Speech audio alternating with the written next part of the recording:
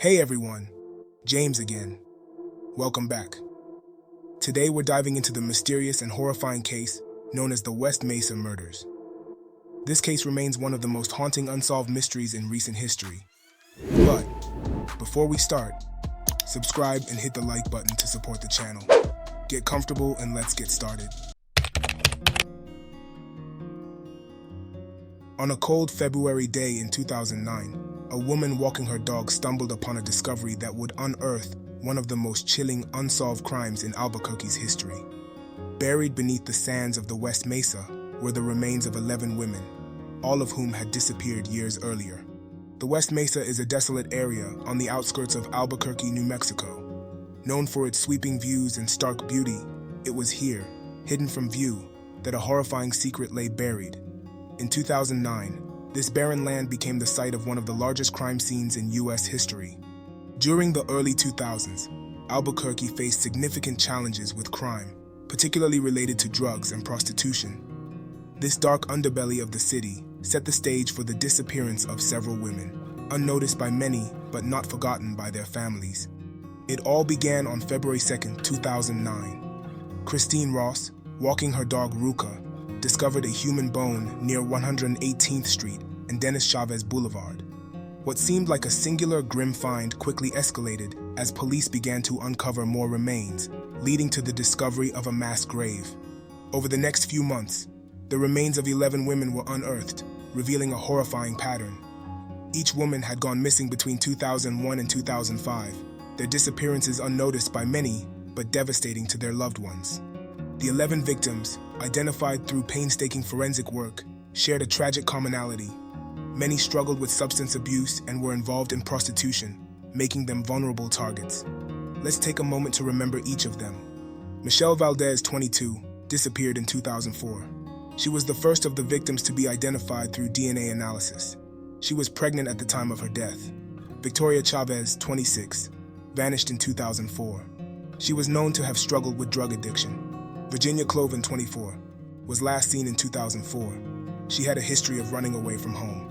Selania Edwards, 15, was originally from Lawton, Oklahoma, and was last seen in 2004. She had run away from a foster home. Monica Candelaria, 22, disappeared in 2003. She had been involved in prostitution. Doreen Marquez, 24, was last seen in 2003. She left behind 2 young children. Julie Nieto, 24, vanished in 2004. Her sister had also been murdered a few years prior. Veronica Romero, 28, was last seen in 2004. She struggled with drug addiction. Evelyn Salazar, 27, disappeared in 2004. She was 6 months pregnant at the time. Jamie Barella, 15, was last seen in 2004 with her cousin Evelyn Salazar. They were both heading to a park. Cinnamon Elks, 32, was last seen in 2004. She was known to frequent the area where the bodies were found. These women were more than their struggles. They were mothers, daughters, and friends, each with their own story and dreams. The discovery of the bodies launched a massive investigation. Albuquerque police, along with the FBI, worked tirelessly to identify the remains and piece together the events leading up to the murders. Identifying the victims was a painstaking process, involving dental records and DNA testing. The challenge was compounded by the decomposition of the remains, which had been buried for several years. Investigators constructed a timeline of the disappearances, noting that most victims were last seen in areas known for drug activity and prostitution. This pattern suggested a possible link to their lifestyles, but it also highlighted their vulnerability and society's failure to protect them. Several witnesses came forward, providing crucial information about the last known whereabouts of the victims. Despite these leads, identifying a suspect proved challenging. One name that surfaced was Lorenzo Montoya.